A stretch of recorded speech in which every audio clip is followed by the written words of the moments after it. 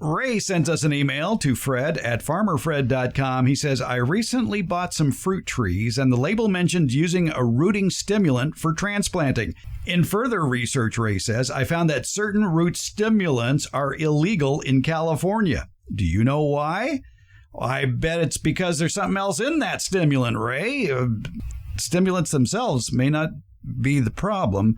But with more information on that, we bring in America's favorite retired college horticultural professor, Debbie Flower, who is probably going to snuff your dreams, Ray.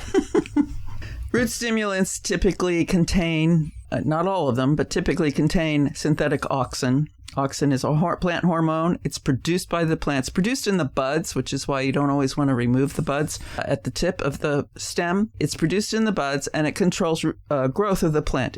At certain concentrations, synthetic hormone will prevent growth, and at other concentrations, it will promote growth. When it's applied externally to roots, it has different and fewer effects on the plant. It's not stimulating root growth per se. It's actually subduing above ground growth in favor of the roots to growing. Yeah, well, that sounds like phosphorus. Well, no, that's the IBA, the auxin stimulant. IBA and NAA are two of the auxin stimulants. If you put it on a broken stem or root, and there will be broken roots in transplant, then it can be absorbed into the vascular system and do its job at the right concentration, stimulating cell growth. And so there is some of that going on, and that's why they're used in cuttings. But when you're just buying an already rooted plant, a healthy plant, applying the stimulant to the roots doesn't directly cause them to grow better. So that's one thing. Another is that root stimulants often contain fertilizer. And the ones that I found that were illegal in California, they don't say illegal, they just say not for use in California, or not registered for use in California, have fertilizer in them, both nitrogen, phosphorus, and potassium.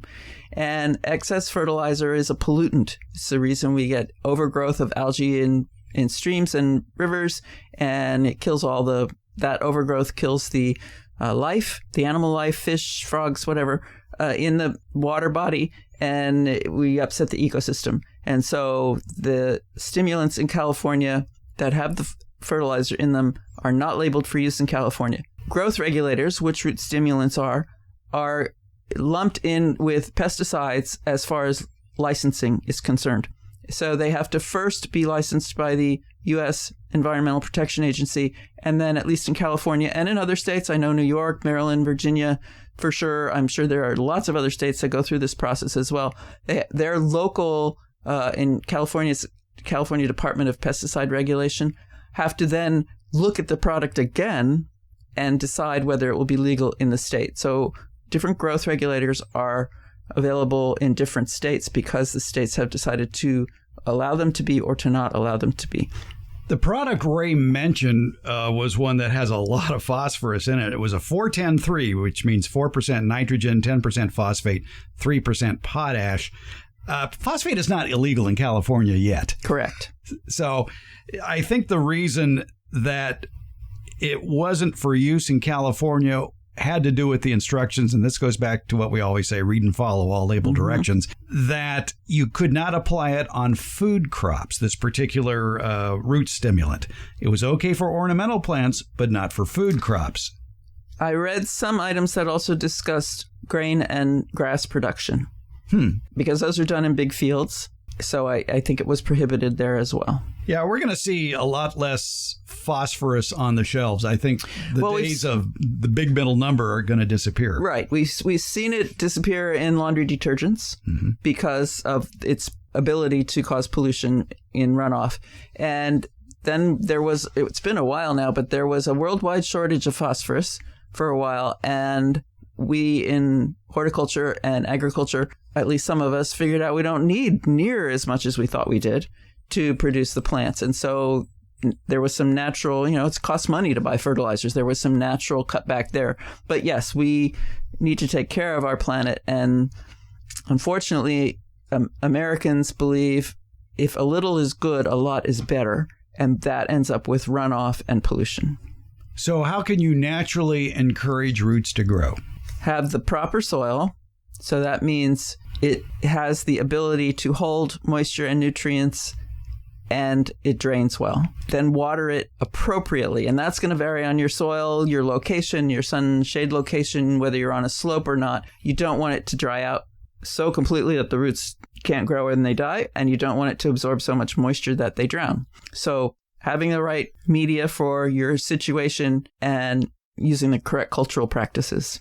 We are fond of also saying on this show, right plant in the right place. And we should point out right plant, right place, right time. Mm-hmm. So you don't want to do any transplanting in the heat of the summer or in very cold wintry conditions. Right. So consider that too in encouraging roots to grow and keeping them relatively moist and let them get established. The other thing you've pointed out in past episodes too that bears repeating here is when you are transplanting into the ground, you discourage the use of fertilizer when you do that. Yes, because it can burn. Whenever you transplant from a container, or if you're buying a ball and burlap, or if you're buying a bare root, in all cases, the roots have been or will be damaged in the process of planting them in either getting them out of the field where they were grown or putting them in your field. And you can't avoid that. That's just part of the game. In fact, it's encouraged that you at least cut the roots so that you don't have any circling, girdling roots over time. So you're doing damage.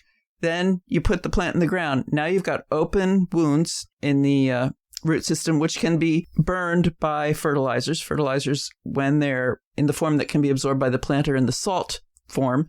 And think about, it's not exactly the same thing, but think about if you pour salt in an open wound on your body. No, I won't think about that. Okay, it's not a good thing to think about. Okay, you don't want to do that to your plant. And then it takes the part of the root system that absorbs the water and nutrients is the root hairs.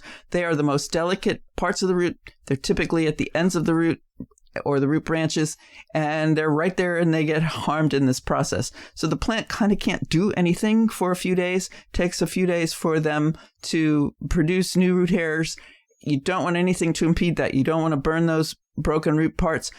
Plant the plant, water it well, and then walk away. Or if it's possible, shade the plant for a few days. I've been known to make little caps out of newspaper and lay them on the plant. And hold them down with something, just a rock or something, and they blow away and I go collect them.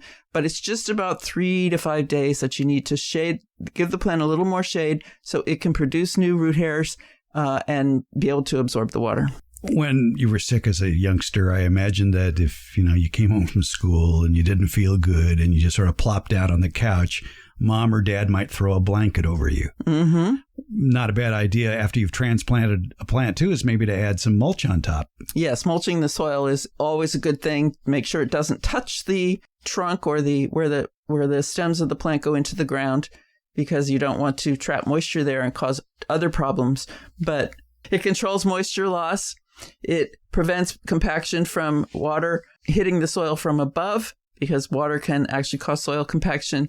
It breaks down, if it's organic mulch, it breaks down and makes nutrition that the plant can use at a quantity that the plant can use. It's a very desirable thing to have organic mulch over your root systems. And it helps keep weeds away, too. Yes, it does. All right. So there you go, Ray. We hope that helps you as far as figuring out what you need to really get your plant off to a good start after you've transplanted that fruit tree into its home. And you probably don't need to buy some sort of rooting hormone. So there you go, Ray.